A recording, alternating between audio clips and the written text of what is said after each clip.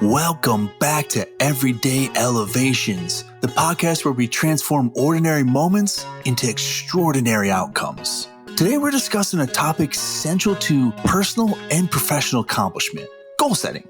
Goal setting is like plotting a course for a journey on a map. Just as you can't begin a journey without knowing where you're going, you can't begin to achieve anything without first setting a goal. The goal is your destination, and the actions you take to achieve it are the route you're following. Along the way, you may encounter detours and obstacles like roadblocks or traffic, but with a clear map and a sense of direction, you can navigate around these, adjust your route as necessary, and ultimately reach your destination. Like planning a journey, goal setting also involves preparation. You must ensure you have the resources, time, and energy to complete the journey, just like achieving a goal requires skills, effort, and patience. And just as reaching the destination gives a sense of satisfaction and achievement, so does achieving your goal. And then finally, remember that not all destinations can be reached in a single journey. Sometimes you have to make several trips or stages to get there. This is the same thing with goals. Sometimes they're too big to be achieved all at once and have to be broken down into smaller, more manageable sub-goals or stages. Many discuss its importance, but understanding the depth and broadness of goal setting can be an absolute game changer. Prepare to delve into insights from some of the world's foremost experts, and together, let's map out the pathway from ambition to achievement. Our first beacon of guidance is going to be none other than the guru of personal achievement, Brian Tracy. Brian Tracy is a celebrated author and speaker and often compares life without goals to a ship wandering the vast ocean without a set course. And really, his analogy couldn't be more accurate. His book, Goals: How to Get Everything You Want Faster Than You Ever Thought Possible, provides a deep dive into why clear, documented goals are the compass that navigates our daily choices and actions. So let's kind of go into that a little bit. One of the first things he says is write down the goal. So let's get clear. Let's say you plan to have this be financial freedom, right? And I'm going to break this down further on later in the episode, but this is just for a quick little example of this section here. Write down, I aim to achieve financial freedom by whatever date. The act of setting a specific timeline makes that goal tangible. And then Brian says that he likes to use the 80-20 rule for finances. What that is you analyze your income and expenses.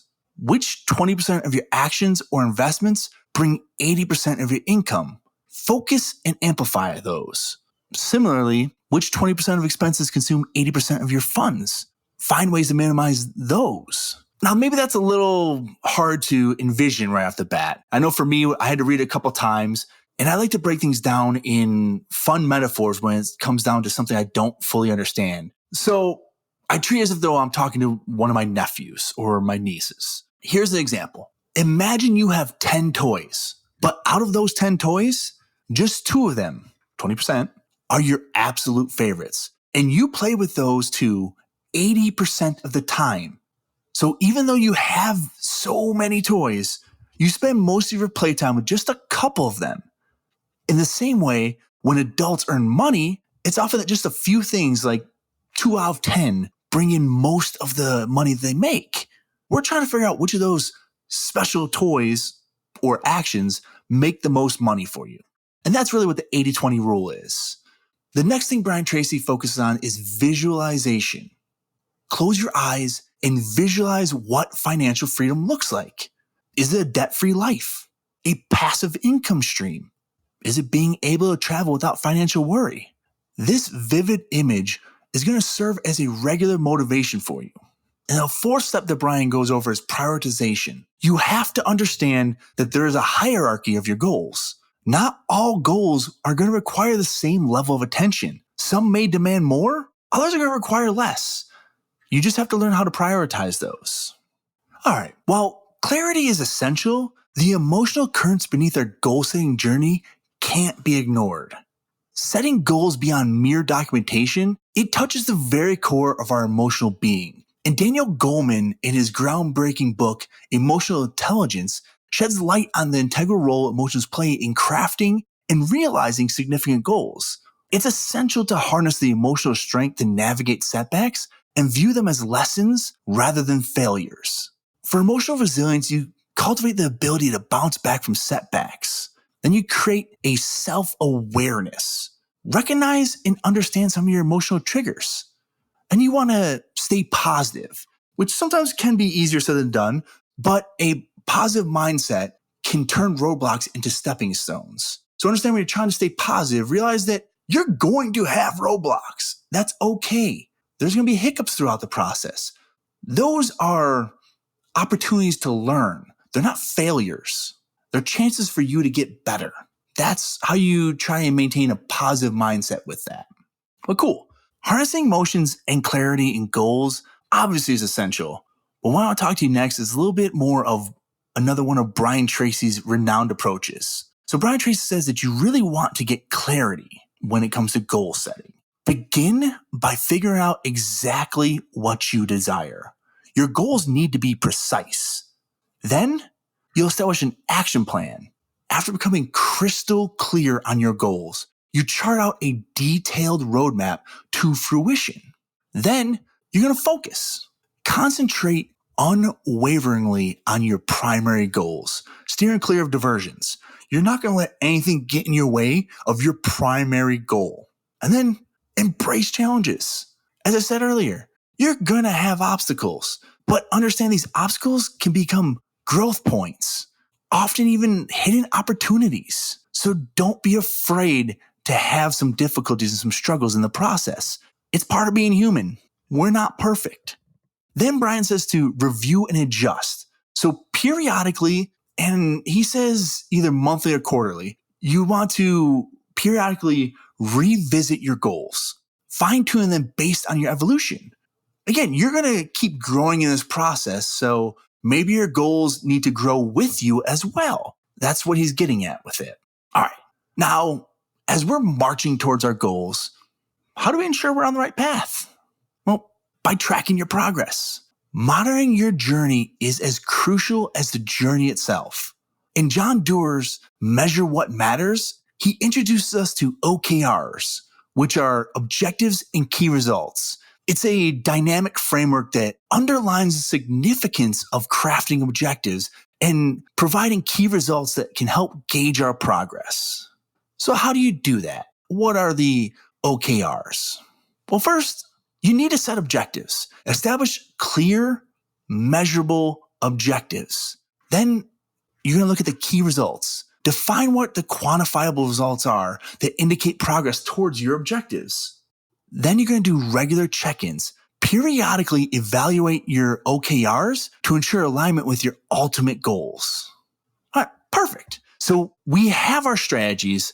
Now let's see what this looks like in action. For purpose of examples, I'm going to use creating financial freedom for it. And this will just kind of break down everything with us for what we've gone over today. So first, we're going to write down the goal.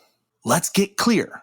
I aim to achieve financial freedom by generating $5,000 per month in passive income by 2025. The specificity of this adds urgency and clarity. The act of setting a specific timeline in turn makes the goal more tangible and creates urgency with it. All right, the 80-20 rule for the finances. So we're going to analyze our income expenses. If financial freedom is a goal, then what you want to do is take a day off, if you can, really spend a decent amount of time on this, solely so that you can figure out exactly where your costs are coming in and out of. So you're going to want to break down your list of assets, your liabilities, your monthly inflow and outflow. I do a little bit more of a lot more of a breakdown on episode 3 for establishing a financial budget. That's really what this is all about here, is helping to create a budget. All right. Then you're going to identify the top 20% income generating activities or investments in your life after you do all the previous stuff. So then highlight the 20% of those expenses that deplete 80% of your funds and strategize to minimize them. The next step is going to be visualization. When I visualize my financial freedom, I'm seeing a life of choices, not obligations. A life of experiences, not limitations.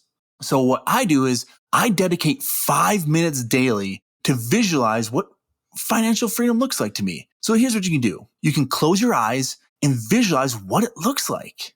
Again, is it a debt-free life? Is it a passive income stream? Is it being able to travel without financial worry?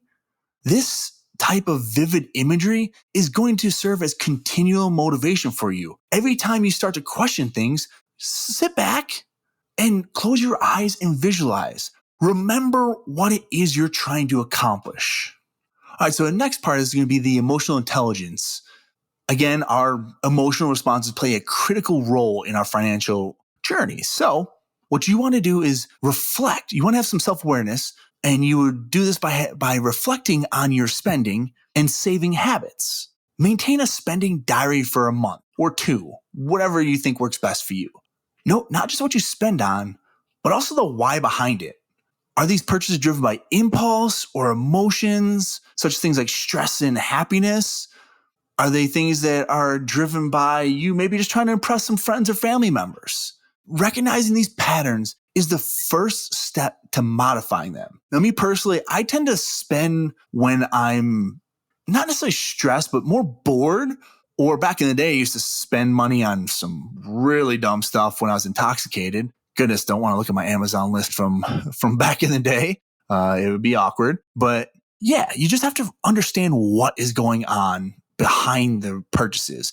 Obviously, there's going to be purchases that make sense that you need to have, like groceries, things like that. Find the ones that are not important, key to you hitting your goals. So the next step is going to be self-regulation. Financial freedom isn't a marathon. It's not a sprint. You have to navigate market dynamics and avoid impulse buys, because if not, you're going to be dealing with a lot of challenges. So here's how you can try and do that. Before any significant financial decision, just pause. Ask yourself, does this align with my 2025 vision? If it does, great, make the purchase. If it doesn't, don't make it. And then Daniel says you also need to have an empathy in your financial decisions. So my personal journey to financial freedom isn't isolated. It's interwoven with my family's aspirations and fears.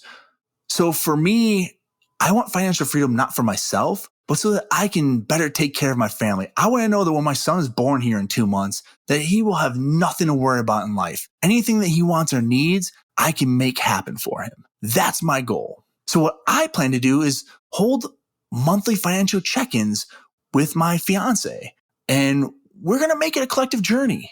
We're in this life together. We're getting ready to raise a child. So it only makes sense for us to really delve into our finances together and hold each other accountable. So the next up is going to be from John Doerr, Measuring Financial Freedom. The measurement keeps us on track.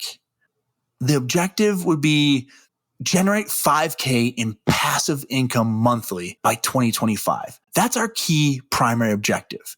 And it's super crisp and clear. You understand what you're trying to do. So what you can do is maybe have your annual savings increase by 15%.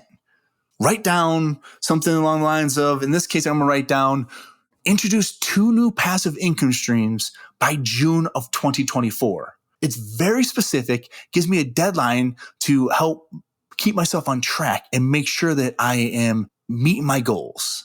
Then what I'm going to do is I'm going to reduce needless expenses by 10% in 2024. That means I'm not going to buy stuff that doesn't actually hit my goals. That's the plan. I'm going to reduce that by 10%. Then you want to align and prioritize your finances. So for me, each time I contemplate a purchase or investment, I'm going to cross-check it with how it fits in with my overarching goal. Is it going to move me forward or move me backwards from my goal? If it's going to move me backwards, then I can't do that. I can't spend on it. But if it's going to help push the needle forward, then awesome. It's something I can definitely consider and potentially make the purchase on. Now with this, there's a lot of tools you can use to help keep you on track. I've mentioned some in episode 3 where I mentioned creating budgets. So this will be more towards the end of the episode, but you can find tools and apps in there. You can obviously use Google, things like that. There's so many opportunities out there to help monitor financial decisions. Once you figure out how you want to monitor it, just continuously think of whether or not these financial decisions you're making align with that long-term vision. All right, as this episode draws to a close, let's review what we've learned. Goals are the lighthouses guiding us through life's vast ocean. With well-defined goals, emotional intelligence to navigate the highs and lows, and a structured mechanism to gauge our progress, transforming dreams into reality becomes a beautiful journey. Always remember, while the end point is essential, the journey, with all its lessons and experiences, is equally invaluable. Until next time, keep aiming high and setting those goals. Thank you so much for tuning in today. If you enjoyed this episode, please share it with a friend, leave us a review, and don't forget to follow us on social media for the latest updates and behind-the-scenes content.